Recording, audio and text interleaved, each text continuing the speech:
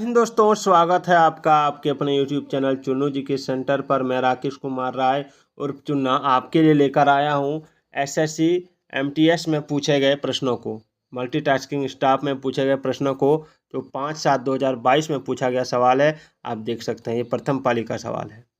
तो ये general English का पेपर है, एसएससी एमटीएस का जनरल इंग्लिश है ये। तो चलिए स्टार्ट करते हैं, एक एक वर्ड को समझते हैं और देखते हैं। सवाल है कि select the most appropriate antonym of the bracketed word in the given sentence. जो ब्रैकेट में वर्ड दिया गया है इसका एंटोनिम आपको बताना है। ठीक है, इम्प्रोविडेंट का एंटोनिम बताना है, इम्प्रोविडेंट का। तो इम्प्रोविडेंट का मतलब होता है अपव्ययी। क्या होता है? अपव्ययी, याद रखिएगा। ठीक है, तो इसका जो अपव्ययी जो होता है इसका मतलब हमको बताना है। ठीक है, तो इसका एंटोनिम बताना है। तो एंटोनिम जो होगा इम्प्रोविडेंट का, वो हो जाएगा आपका ऑप्शन बी, थ्रिफ्टी। ठीक है, थ्रिफ्टी मतलब क्या होता है? कंजूस, याद रखना। चलिए आगे बढ़ते हैं। आगे select the option that will improve the underlined part of the given sentence. In case no improvement is needed, select no substitution required. कह रहा है आपको कि ये जो सवाल है इसमें आपको उस ऑप्शन को चुनना है। ठीक है, जो अंडरलाइन के जगह पर सब्स्टिट्यूट हो सकता है। अगर नहीं सब्स्टिट्यूशन होने का कोई मतलब इसमें नीड नहीं होगा तो आपको नो सब्स्टिट्यूशन रिक्वायर्ड में टिक मारना है। तो चलिए हम पढ़ते हैं। Many families are so poor to bear the cost of educating all their children. ठीक है, इसका क्या हो जाएगा? सो पुअर में क्या लगेगा? आइए देखते हैं। देखिए इसमें जो हो जाएगा अंडरलाइन भाग जो है इसमें, ठीक है, ये नकारात्मक अर्थ देने वाला एडजेक्टिव है। इस कारण सही स्ट्रक्चर जो हो जाएगा सो पुअर नहीं होगा। ठीक है ना, सो पुअर जो हो जाएगा ये टू पुअर होना चाहिए, टू पुअर टू बियर होना चाहिए। ठीक है, चलिए अगला सवाल है। Select the option that will improve the underline part of the given sentence. In case no improvement is needed, select no substitution required. वही सब्स्टिट्यूशन वाला है। इसमें आपको क्या करना है? सवाल में लिखा है banning food and beverage is not desirable और नॉर फिजिबल इन ए सिविलाइज्ड सोसाइटी। चलिए इसका जो नॉट लगा है उसके जगह पर अंडरलाइन किया, उसके जगह पर क्या लगेगा? देखिए इसमें जो हो जाएगा banning food and beverage is not desirable nor feasible in civilised society. यहाँ पर जो दिया हुआ है ना, यहाँ पर अंडरलाइन भाग के बाद नॉर का प्रयोग होने के कारण नॉट के बदले नाइदर का प्रयोग होना चाहिए। जहाँ पर नॉर होगा वहाँ नाइदर प्रयोग होगा। चलिए इसमें क्या हो जाएगा? ऑप्शन ए लग जाएगा इसका राइट आंसर। चलिए आगे बढ़ते हैं। अगला सवाल है the following sentence has been split into 4 segment. इसको 4 भाग में बांटा गया है। ठीक है, अब इसमें तुमको आपको जो है आइडेंटिफाई करना है grammatical error. Grammatical error identify करना है। देखिए scientist believe that many animals have ये unique language of their own. ठीक है, वैज्ञानिकों को कहना है कि सभी जानवरों के पास जो है एक अनोखी भाषा है, जो अपने आप उनके लिए अनोखी भाषा है, जो वो केवल वे ही समझ सकते हैं। तो इसमें जो इंडिफिनिट आर्टिकल का प्रयोग हुआ ना, कहाँ पर हुआ सो ध्यान दीजिएगा। यहाँ पर आपका इंडिफिनिट आर्टिकल का प्रयोग हुआ है। ठीक है, प्रयोग होने पर नाउन हमेशा सिंगुलर प्रयोग करना चाहिए। जब इंडिफिनिट आर्टिकल प्रयोग होगा तो यहाँ लैंग्वेज नहीं होगा, लैंग्वेज होगा। ठीक है, क्या हो जाएगा? लैंग्वेज हो जाएगा। तो ग्रामेटिकल एरर ऑप्शन सी है, ये यूनिक लैंग्वेज। चलिए 5 नंबर सवाल है। Select the most appropriate antonym of the underline word. इसका आपका उचित एंटोनिम यानी आपका वो क्या बोलते हैं उसको, उल्टे शब्द आपको बताना है। ठीक है, जैसे the more enlightened employers for better terms. तो क्या हो जाएगा? देखिए इसमें जो हो जाएगा, इसमें आपका हो जाएगा ऑप्शन सी, कॉन्फाउंडेंट। कॉन्फाउंडेंट याद रखिएगा। इसका आप सबसे पहले ये जान लीजिए कि एनलाइटेंड का मतलब होता है प्रबुद्ध या विज्ञ होना। ठीक है, इसका एंटोनिम जो होता है वो क्या क्या होता है उसको याद रखिए, कन्फाउंडेंट, इग्नोरेंट और बिनाइटेड। चलिए आगे बढ़ते हैं। Select the option that can be used as a one word substitute for the given group of words। आपको वैसा ऑप्शन इससे चुनना है चारों से जो इसका वन वर्ड सब्स्टिट्यूशन यानी अनेक शब्द के बदले एक शब्द में इसको आंसर दे सकते हैं। A book that contents information on various subject, इसको क्या कहेंगे? एक ऐसा बुक जो वेरियस सब्जेक्ट का इंफॉर्मेशन कंटेंट रखता है। देखिए, a book that contents information on various subject, इसको हम विश्व विज्ञान कोश कर सकते हैं, यानी एनसाइक्लोपीडिया इसको कर सकते हैं। और याद रखिए कि मैन्युस्क्रिप्ट जो होता है वो हस्तलिखित होता है, और इसमें आपका है थेसरस जो होता है वो विश्वकोश होता है, डिक्शनरी शब्दकोश होता है। चलिए, parts of the following sentence have been given as options, one of them may contain an error. इसमें से कुछ एरर दिया हुआ है। Select the part that contains the error from the given option, if you don't find any error mark no error as your answer. आपको इसमें क्या करना है कि एरर ढूंढना है। यदि कहीं पर आपको एरर नहीं मिला तो नो एरर में टिक मारना है। चलिए ढूंढते हैं एरर।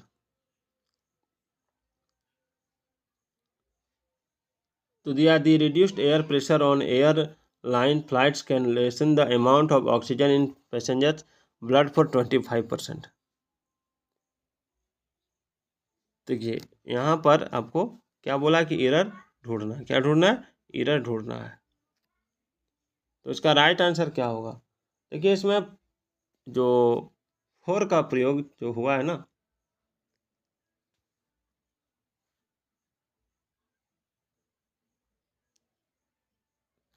फोर का प्रयोग यहाँ लगभग के अर्थ में नहीं होना चाहिए, ठीक है। इसलिए इन पैसेंजर्स ब्लड फॉर 25% ये गलत है। ऑप्शन डी इसका राइट आंसर होगा। इस स्थान पर अर्थ के अनुसार फोर के बदले अप टू का प्रयोग होता है, अप टू का प्रयोग होता है, ठीक है। चलिए, select the most appropriate antonym of the given word. उचित एंटोनिम आपको चुन के लगाना है। जैसे पेरिलियस बोला, पेरिलस बोला है, तो पेरिलस का एंटोनिम क्या होगा? तो देखिए, पेरिलस का खतरनाक होता है, इसका हिंदी मीनिंग खतरनाक। क्या होता है? खतरनाक, ठीक है। तो इसका एंटोनिम क्या हो जाएगा? सेफ हो जाएगा। क्या हो जाएगा? सेफ हो जाएगा। ऑप्शन बी हो जाएगा। Select the most appropriate option to fill in the blank. आपको उचित वर्ड इसमें से चुन के भरना है।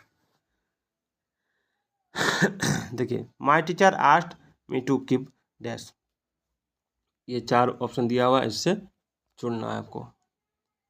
ध्यान दीजिए, चुप रहने के लिए जो कीप के बाद ना जिसमें स्पेलिंग जो रहेगा वो हो जाएगा QUIET, ठीक है, क्विट, कीप क्विट, ठीक है, याद रखिएगा। चलिए, कह रहा है parts of the following sentence have been given as options, one of them many contain error. इसमें बहुत सारा एरर दिया हुआ है, इसमें से आपको चुनना है। अगर एरर नहीं है तो नो एरर में टिक मारना है। When you are under significant stress, it is hardly to process details and nonsense। चलिए आगे देखते हैं। नॉनसेंस है ये। इसमें जो हो जाएगा वो जो हो जाएगा, इसमें हो जाएगा आपका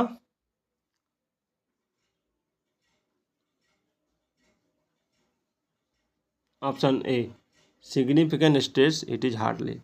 हार्डली शब्द का प्रयोग नकारात्मक रूप में होता है, जिसका अर्थ मुश्किल से है, और यहाँ हार्डली को हार्ड में बदल देना चाहिए। यहाँ पर हार्ड का प्रयोग होता है। चलिए आगे बढ़ते हैं। चलिए, select the most appropriate synonym of the given word. इसका साइनोनिम आपको बताना है। प्राइवेसी शब्द, हैस्टिक, हैस्टिक, हैस्टिक का मतलब होता है जल्दीबाजी। तो इसका साइनोनिम क्या हो जाएगा? इसका साइनोनिम हो जाएगा आपका एक्सपेडिशियस, एक्सपेडिशियस, ऑप्शन बी, एक्सपेडिशियस, ये सही है।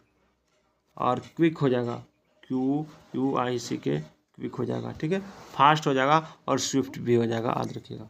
चलिए अगला है select the most appropriate option to fill in the blank. आपको उचित शब्द खाली स्थान को भरने के लिए चुनना है। He claims to be the dash kid in the school, इसमें क्या होगा? देखिए, रिक्त स्थान में जो दिया हुआ है इसमें आपका होना चाहिए जब द लगा है, ठीक है ना, तो इन द स्कूल है, तो ये जो है रिक्त स्थान के ठीक पहले डिफिनेट आर्टिकल का प्रयोग होने के कारण, डिफिनेट आर्टिकल यानी दी का प्रयोग होने के कारण हम इसमें स्मार्टिंग नहीं लगाएंगे, स्मार्टनेस नहीं लगाएंगे, स्मार्टर नहीं लगाएंगे, इसमें स्मार्ट टेस्ट लगा देंगे। चलिए सप्लेटिव डिग्री का प्रयोग करेंगे। Select the incorrectly spelled word, जो जिसका स्पेलिंग गलत है वो आपको बताना है।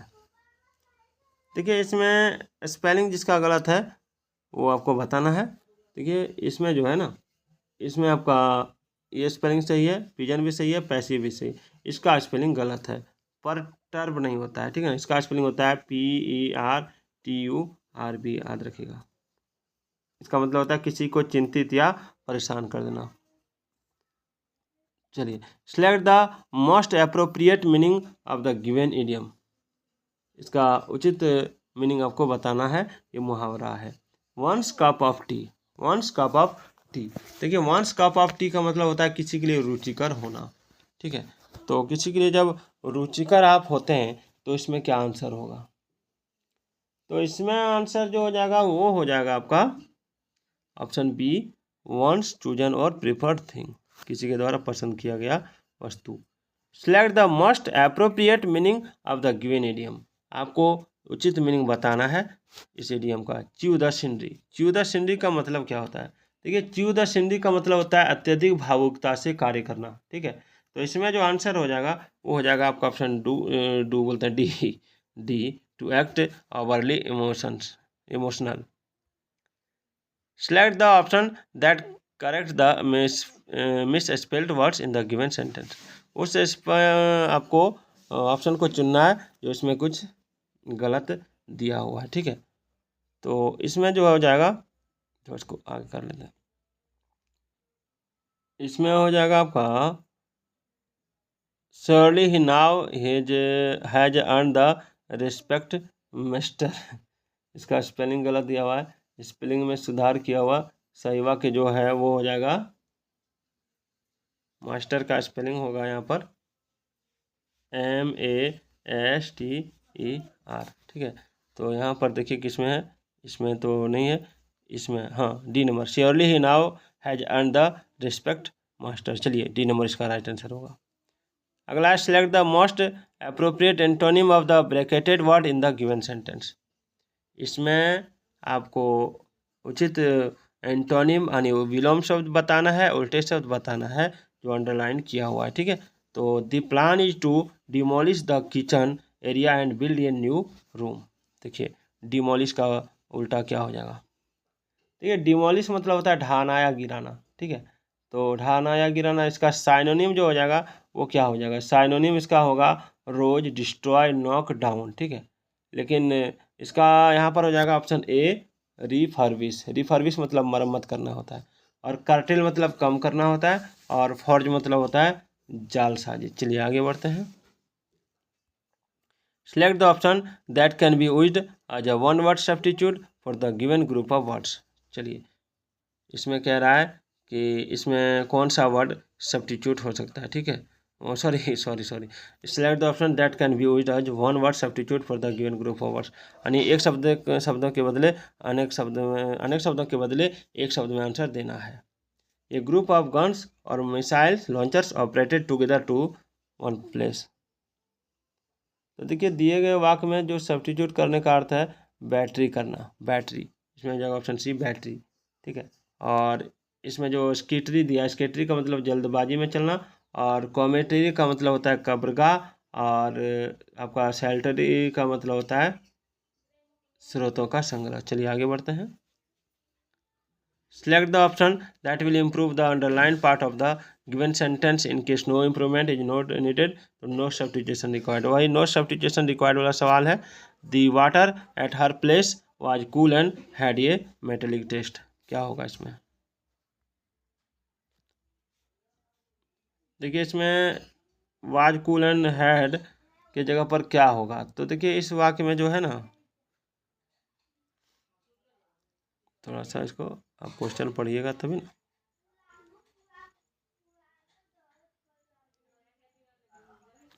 इसमें हो जाएगा आपका नो सब्स्टिट्यूशन रिक्वायर्ड। कैसे हो जाएगा जान लीजिए। अंडरलाइन भाग जो है बिल्कुल सही है, ठीक है, कोई इंप्रूवमेंट की आवश्यकता नहीं है। The water at her place was cool and had ये मेटेलिक टेस्ट, ये सही है। चलिए 20 नंबर सवाल है। Select the option that can be used as a one word substitute for the given group of words. एक शब्दों के बदले अनेक शब्दों के बदले एक शब्द में आपको आंसर देना है, ठीक है। तो ये थिंग और substance that is liable to catch fire easily. तो इसमें क्या हो जाएगा, जो तुरंत आग पकड़ ले वो क्या होगा, तो इसमें जो हो जाएगा वो हो जाएगा आपका ऑप्शन सी, इनफ्लेमेबल। इनफ्लेमेबल में से सब्स्टिट्यूट किया जाएगा जिसका अर्थ होता है दहनशील, ठीक है।